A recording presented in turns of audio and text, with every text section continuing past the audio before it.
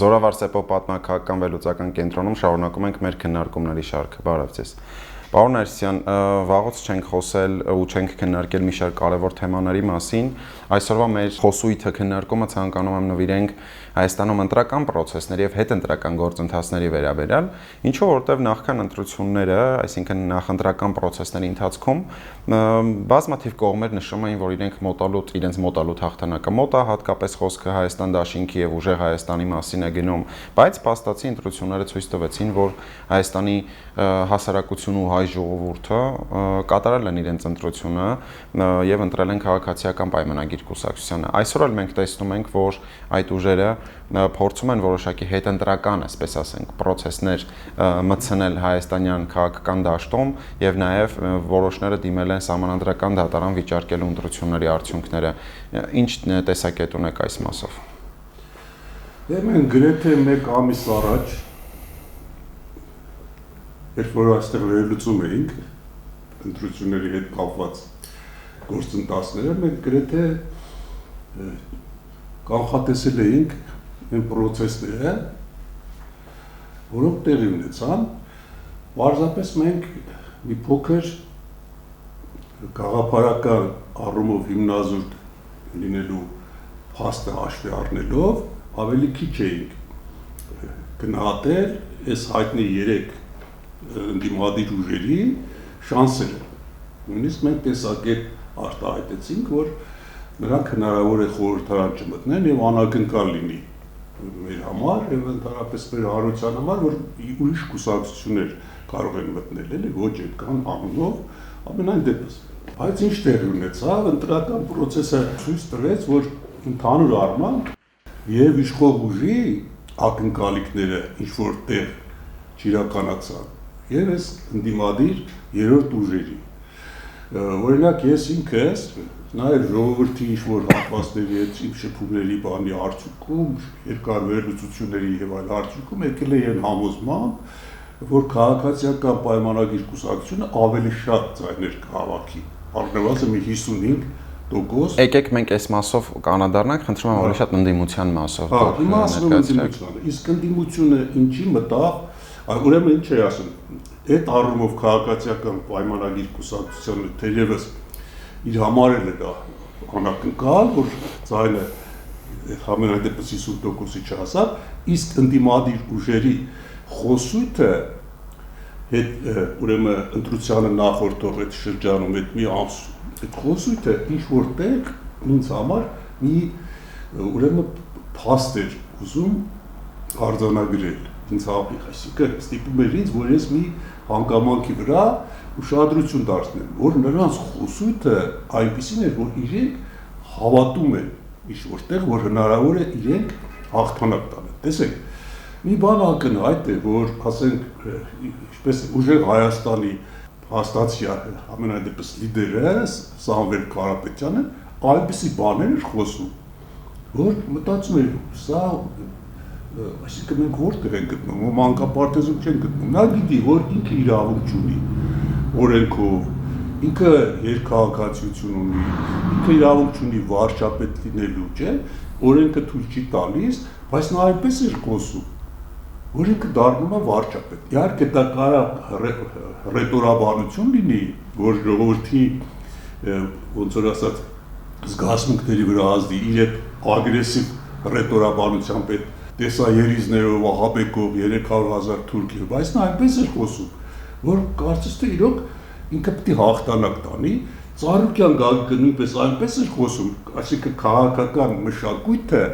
քաղաքական մշակույթ հասկացողությունը լիովին բացառվում էր եւ նաեւ իշխող ուժի կողմից էլ այդպես գնաց մի պահ ու սկսեց փոխադարձ հեծելազորային, այսպես ասած, գրում։ Նույնը Ծառուկյան, այնպես որ, բայց տեսեք, նա վարչապետի թեկնածու չունի, ասում են ընտրությունից հետո նույնը Հայաստան դաշինքը Քոչարյանը, չէ՞։ Ուրեմն այստեղից ինչ հետևություն, որ նրանք իրոք ինչ որտեղ դրսի ուժերի հետ ու հայտնի է թե ինչ ուժերի հետ համագործակցում էին եւ այդ ընտրակաշառքը, այդ Ռուսաստանից մասսայաբար հազարավորների գալը, այդ բոլորը նրանք գիտեին, մտածում էին, որ երեքով գնան խորհրդարան եւ խորհրդարանում կունենան այն ուժը, որ Փաշինյանին կգցեն իշխանությունից։ Այսինքն եթե ընտրակաշառքը չլիներ, ընտրակաշառքը, որի դեմ այդպես մասսայական չէ, որի դեմ մի մասը բացահայտվեց, մի մասը բացահայտվեց, մի մասը չբացահայտվեց, իրոք նրանք ձայներ են հավաքել եւ աշխատել է 5-րդ շարասյունը։ Այլ այս տեսանկյունից նրանք չհասան իրենց նպատակին հիմնականում, որ ասենք երեքներ մտնեն խորհրդարան, ինչ-որ կոալիցիա կազմեն իշխանությունների հետ։ Իսկ ինչ վերաբերում է նրան, որ նրանք հիմա դեք դա Հայաստանի համար ավանդույթ է դարձել հայ քաղաքական ուժերի համար, եթե նրանք չեն հաղթում, պարտվում են, նրանք ասում են կեղծվել է ընտրությունները։ Բայց ամենայն դեպս մի նորմալ այդպես փաստ եւ այլ, եթե ես կարծում եմ անաչառ լինելու համար, եթե ընտրությունը կեղծվել է, այսինքն այստեղ ստացվում է, որ նրանք նկարել են։ Եթե նկարել են, ամենայն դեպս այնպես կնկարեին, որ գոնե սահմանադրական մեծամասնություն կկազմեն, այդ հոգին լավ էլ կլիներ, որպեսզի նրանք գնային այդ հայտնի նախատեսված սահմանադրական փոփոխություն։ Լավ, մենք խոսեցինք ընդդիմության մասին, պարզ է նրանց ձախողման հիմնական պատճառը եւ հասարակական չաջակցությունը, այսպես ասենք, բայց ո՞րն էր իշխանության ձախողումը, պարոն Ներսյան, որովհետեւ մի շարք անաչառ սոցիոլոգիական հարցումներ, ոչ մեզ հայտնի, հա, ճակերտավոր սոցիոլոգիական կազմակերպություններ, որոնք խոսում էին ուժեղ Հայաստանի 50+%-ի մասին եւ այլն, խոսում էին, որ քաղաքացիական պայմանագիրը պետք է ունենա 55% պլյուս ավելի տարբերակով, բայց փաստացի մենք տեսանք, որ հասարակության մեծ մասը ընտրեց քաղաքացիական պայմանագրին, բայց նրանք գրեթե 50% հավաքեցին, չնայած նրան, որ իդեպ ընտրական մասնակցությունը բավական բարձր էր, եթե համեմատենք 2021 թվականին, որն է նրանց հիմնական ձախողումները մարտավարական տեսանկյունից։ Ես կարծում եմ, որ նոր քիչ առաջ էլ ասեցի, քաղաքացիական պայմանագիր կուսակցությունը ամենայն դեպս իր նախատեսած, նաև մեր կանխատեսած ավելի շատ այդ ձայները տոկոսային առումով չհավաքեց, որովհետև մեր հասարակության մեջ մի խավ կար, որը թերևս չէր կողմնորոշվել կամ դժվարանում էր կողմնորոշվել, ուրեմն ոնց են ասում այդ լյումպեն պրոլետարիատ հարաբերական առումով ասենք այդ խավը, որոնց մասսայաբար ընտրակաշառքի ճանապարհով բերել են ընտրության։ Դա բնականաբար չենք մենք համարում ընտրակեղծիք, այսինքն քվեարկության առումով, բայց ամենայն դեպս ընտրակաշառքը դա հանցագործություն է։ Հիմնական պատճառը սա է, երկրորդ պատճառը, որ ոնց որ թե տարբեր մենք տեղեկատվության ենք հանդիպում այս առումով, շատ մասսայաբար շատ են եկել եւ ասենք ռուսական այդ հայտնի ուժերը, գաղտնի ծառայությունները ամենայն դեպս հողեր են դրել, միլիոններ են դրել ու մարդի այդ կոռուպցիոն սխեմաները հիմա մասամբ բացահայտվում է, կարծում եմ էլի կբացահայտվի եւ այդ զանգվածն էլ քիչ չի եղել, որոնք նույնիսկ չգալով էլ այստեղ ինչ-որ մարդկանց են հավաքագրել ու արկել են ի վերջո մենք տեսնում ենք դա այդպիսի ահավոր բան չի եղել եւ ես համաձայն եմ այն տեսակետի հետ, որ նախկինում եթե ընտրակաշառք էր բաժանում էր իշխող կողմի ներկայացուցիչները, որոնք ամեն մի տարածքում վարչական ամեն ունեին իրենց պատասխանատվությունը, կլներ դա բիզնեսմեն, օլիգարխ, թե ինչ, նրանց վրա դնում էին, ասենք Սերժի ժամանակ, Քոչարյանի ժամանակ, ես ինքս ամենատիպս այդ ժամանակ 1-2 անգամ շատ մոտիկից ուրեմն հնարավորություն եմ ունեցել դիտելու այդ ամբողջ process-ը, թե ոնց էին մարդկանց վերում, խփում մտնում, դուրս էին գալի ու ոչ մի բան, նույնիսկ ամեն մի մեթոդի էլ դիմում էին, իսկ հետո երբ որ հետընտրական շրջանում, այսինքն երբ որ ընտրությունը արդեն ավարտվում է, նրանք, այսինքն ընդդիմադիրները, իրոք ընդդիմադիրները փողոց մարդ էին հանում, մարդ էին հանում, պայքարում են եւ դրանց հանդեպ թե ինչ էին անում, մենք շատ լավ գիտենք, էլի, այսինքն հիմա եթե իսկապես այդ առումով ես համաձայն եմ, ուրեմն Փաշինյանի արտահայտած մտքի հետ, որ եթե մենք ձայները գողացել ենք, ուրեմն ինչա փողոցը տակ, ինչի մարդիկ դուրս չեն գալիս, եւ մյուսը չէ, որ էլի ինչ-որ տեղ հայտնի բան է, որ շատ հայտնի բաների մասին ես չեմ էլ ուզում այդպես բարձունակ բաների մասին խոսել, բայց դա ինչ արտահայտություն է, էլի ասենք դա ինչ է, ես գնում էի անձնական նպատակներով, նա գնում էր անձնական նպատակով, հենց ընտրությունը մյուս օրը ճամպրուկները հավաքում են ու գնան։ Այսինքն գիտեք, որ Այսինքն դրանք հաստատ որ գնային, էլ հետ չէին գան։ Այսինքն դու թողում ես քո ընտրազանգվածը, որը քեզ ձայն է տվել, չէ՞, ասեք թե ձեր ասելով շատ ձայն օրինակ, ձեր ձայները ասեք թե գողացել են։ Դե մնացեք դեր կանգնեք ձեր ձայների, չէ՞։ Ինչ ես գնում այրոպորտ, հենց անմիջապես, կամ գնում ես ընտրակենտրոնական ընտրական հանձնարարով, ասում ես դու կեղծել ես, չէ՞, ու ասեք թե դու ինքդ չես գնում են մյուս ավելի ոչ հայտնի դեմքերը կամ մասամբ հայտնի, գնում են այնտեղ սպասում են ինչ-որ ելույթներ են ունենում։ Դու փորձում ես երկրից դուրս գալ։ Հա, կարծիքով այս ընդդիմադիրները ապրում են իրենց քաղաքական կյանքի վերջին օրերը։ Պարոն Ներսյան, նաև հետաքրքիր է ռուսական կողմի ազդեցությունը Հայաստանի Հանրապետությունում հատկապես ընտրությունների ընթացքում եւ դրանից հետո, որովհետեւ նախընտրական քարոզարշավի ընթացքում ռուսական կողմի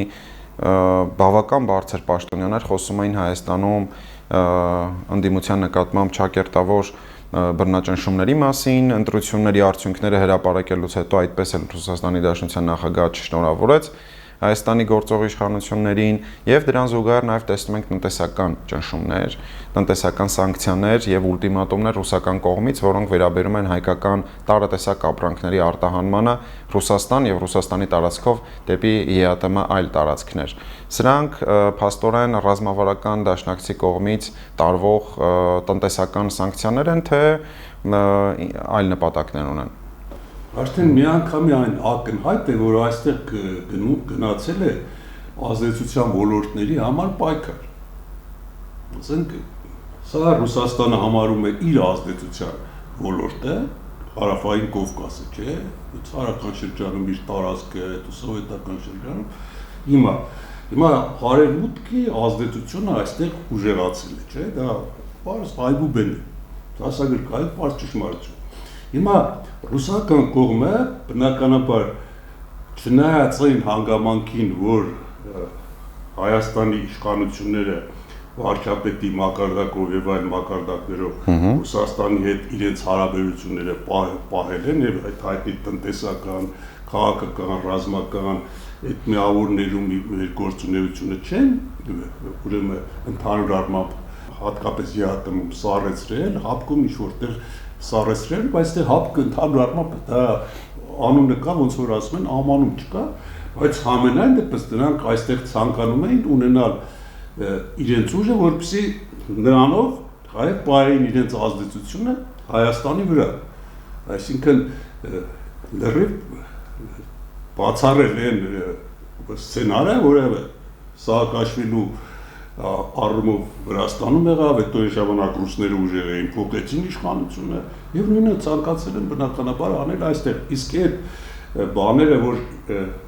այդ սանկցիաները, որ սկսեցին կիրառել, չէ, ծաղիկների, չգիտեմ, մրգերի տարբեր բուսական ծագման, այո, կոնյակ եւ այլ, հիմա ասենք ինչ որ առումով գալիս է հայտարարություններ, թե սա քաղաքական չի, սա բան է, որակի հետ կապված, այո, հա երևույթ է, բայց մինչև այդ կար, բայց շատ քիչ, այսինքն դա շատացավ, փորձեցին մեզ ճնշել։ Հիմա դրա համար նրանք եւ այս ուժերը քիչ առաջ որ ես ասեցի, ինչ որ վստահություն որ ունեին, չէ, որ անդադ շեշտում էին այդ բաները, միջալոց, գիտեք ոնց որ բան դարձած, սովորական խոսույթ դարձած, ինչ որ բան, ռուսները մեզ ճնշեն, ռուսները սա կանեն, ռուսները դա կանեն, գիտեք որ դա նաեւ ինչ որտեղ վկայում է, որ Ռուսաստանը արդեն անկարող է նաև այստեղ իր ազդեցությունը պահել։ Հիմա ասենք, տեսեք, մենք այդ պարագայում, որ իրենց այդ ճնշումները դա խիստ, այսպես քիչ առաջ ասեցի, ամեն ինչ արվել է այստեղ իշխանապողության համար այդ կախնից, դաշտային ծառայությունը, հետախուզությունը, մյուս, բայց տեսեք, դա ինքնին մի բանի վկայությունն է ըստ իս, որ իրոք անկախ նրանից, թե ռուսական սանկցիաները այսուհետև ավելի կուժեղանան, թե ոչ, կամ կմեղմացվեն, որի առումով ես երկրորդ առումով ես վստահ եմ, մենք իրոք պետք է այլ շուկաներ ընթացս որոնենք, գիտեք ինչի համար, որովհետև հիմա երբ որ մենք սթափվելուծում ենք Ռուսաստանի ներքին իրավիճակը, Ռուսաստանի տնտեսական իրավիճակը ու ռուս-ուկրաինական պատերազմը, մենք մեզ համար ակնհայտորեն պարզ է դառնում, որ Ռուսաստանը արդեն հայտնվում է տնտեսական խորը ճգնաժամի մեջ։ Շուկաների մասով ի դեպ Ուկրաինա եւ մերձբալթյան երկրներ այլևս արտահանվում են։ Այո, եւ կարծում եմ, որ եւ այստեղ գնում է պայքար Եվրոմիությունը այդ առումով նոր էլի քայլեր կանի եւ ես ինչ եի ուզում ասել, էլի ինչ եի ուզում ասել, որ մենք պետք է անկախ այդ սանկցիաների ուժեղացումից եւ այլը գազի խնդիրը ես կարծում եմ, որ հիմա չի կա ուրեմն առաջնային, հա։ Այո, օրակարգ, բայց գիտեք ինչ, այստեղ մի բան է դա, օրինակ Ադրբեջանը, չէ՞։ Ադրբեջանի նախագահը բարձր պաշտոնյա անձերը, չէ՞։ Իրենք նույնպես Եվրոմիության հետ, Ամերիկայի Միացյալ Նահանգների հետ կապված չէ, անում են քայլեր, որոնք ինչ որտեղ ունեն ոչ Ռուսաստանի համար նպաստավոր բնույթ, չէ, բայց մենք երբևէ չենք լսում, որ Ռուսաստանում ինչ որ մի ուժ կամ ասենք, չգիտեմ, օրենսդիր մարմնի դումայի խոսնակի մակարդակով, թե ով, թե փող արտգործնախարարի թե փոխվարչապետի առհասարակ մակարդակով կամ արտգործնախարարի մակարդակով մի հատ քննադատի Ադրբեջանին, երբ որ իրենք համարում են մեզ եղբայր պետություն, այս քաղաքական ուժերի ղեկավարները իրենք մեզ համարում են Ռուսաստանը համարում են մեզ բարեկամ պետություն, ավելի շատ մեր սխալների մեջ են որոնում այս մեր վերջի Արցախի խնդրով այսպիսի լուծում է, չէ՞, այսինքն հիմա ինչի նրանք չեն դատապարտում Ադրբեջան, ինչ եղբայրական հարաբերությունների մասին է խոսքը, այստեղ գնում է այդ ազդեցությունների պայքարը, հիմա ինչ են ուզում ասել, Ռուսաստանը վաղը մյուս օրը իրոք կարող է խորը ճգնաժամի մեջ քաշվել, որովհետև մենք ինչ ենք տեսնում ենք, որ ուկրաինական կողմը արդեն չի թողում, ոնց որ ասած քունու դաթարից կտրել է, խփում է անընդհատ, Մոսկվա, մեր սովյան քաղաքներ, տարբեր տեղեր, նավթավերամշակման գործարաններ, տարբեր տեղեր անընդհատ խփում է։ Այսինքն դա նշանակում է, որ կարող է Ռուսաստանը վաղը մյուս օրը փլուզվի, վերածվի առանձին քաղաքական միավորների, այդ դեպքում մենք ինչ ենք անել, ուրեմն պետք է ապահովագրվել, այո։ Այո, հնդածս դրա, մենք պետք է դիմենք ինչ-որ ուժերի, մենք չպետք է, ասենք, իրադարձությունները քաղաքական վերլուծենք անձնական շահերի, ռուսական ազդեցության ոլորտ լինելու ուրեմն նպատակահարմարության տեսանկյուններից, ասենք ռուսները այստեղից որ գնում են, դու ինչ կարող ես անել։ Բայց այստեղ մի կարևոր բան էլ դրան անդրադարձեք, որ փաստացի Հայաստանի քաղաքական իշխանությունը որևէ հակառուսական քայլ չի իրականացնում փաստացի։ Ոչ ԵԱՏՄ-ի դեմ, ոչ ՀԱՊԿ-ի դեմ, ռուսական ռազմաբազան Հայաստանում կա ու շարունակում է բնականon գործունեություն ծավալել, սա եւս հատկանշական է։ Սա այո, որովհետեւ տեսեք, նրանք ասում եմ, նրանք գիտեն, գիտեք, այս առումով ես չեմ անաչառ լինելու համար ասեմ, որ Հայաստանում կան ինչ-որ քաղաքական ուժեր, որոնք հակառուսականությունն են հիմնավորում։ Մենք որ խոսում ենք այսպես, ընդհանուր առմամբ պետական մտածողություն է, ու ժողովրդի շահերի առումով ճիշտ մտածողություն է, բազմիցս մենք ասել ենք, էլի կասենք, այդ հակառուս, չգիտեմ ինչ, եվրոպացի, այդ հակաթուրք նույնիսկ, այդ եզրույթները մենք պետք է բացառենք։ Մենք ուրեմն բոլորի հետ էլ մեր հնարավորությունների չափով պետք է մեր հարաբերությունները նորմալացնենք։ Այ ինչ տեսեք, գաղափարական առումով այս ընտրությունների այս ողջ process-ը, այս փոխադարձ գրողները մեկը մյուսի վրա, մասնավորապես ընդդիմադիր կողմից ոչ մի հագեցվածություն չուներ գաղափարական առումով։ Ինչ է նշանակում երաշխավոր բերենք։ Նույնիսկ Բարգավաճ Հայաստանի լիդերը Պակիստանին էր բերում, ասենք թութակի նման կրկնում են ինչ-որ բառեր, խաղաղության երաշխավոր, այսինքն խաղաղության երաշխավորը դու ինքդ պետք է լինես, ինչով, քո բանակով, քո ուժային կառույցներով, քո տնտեսությամբ, երբ որ դու բոլոր քո հարևանների, մանավանդ Հայաստանի դիրքը գիտեք, չէ՞ ինչպես է, եւ հիմա ճիշտ խոսեք, ոչ Եվրոպան է ուզեցել Արցախի խնդիրը լուծել հոգուտ հայոց կամ հոգուտ Արցախի անկախության, այդպիսի խնդիր չի եղել։ Այ Լևոն Տեր-Պետրոսյանը տարիներ առաջ ինչ էր ասում, չկա այդպիսի մեկը, որ ունի Արցախյան խնդրի լուծման բանալի։ Հայ։ Չկա, ոչ մեկը դա չուներ։ Հիմա տեսեք, Շարլ Միշելը հրավիրում էր Փաշինյանին, հրավիրում էր Ալիևին, գնացին Պրագա, չէ՞, ճանաչեց տարածքային ամբողջականություն։ Դրանից հետո ոնց որ էս արևմտյան տերությունների, Ամերիկայի Միացյալ Նահանգների սրտից մի քար ընկավ, թե Արցախի խնդիրը լուծեց ու սկսեցին առատորեն Հայաստան հոսել փողերը, ինվեստիցիաները, ներդրումներ, Հայաստան հիմա ծաղկում, զարգանում է, տեսեք, մինչև Չինաստան, Չինաստանից մինչև Եվրոպա, հյուսիս, հարավ, արևմուտք, արևելք, հիմա նայեք, շատ կարևոր իրադարձություններ են տեղի ունենում հիմա մեր հարևան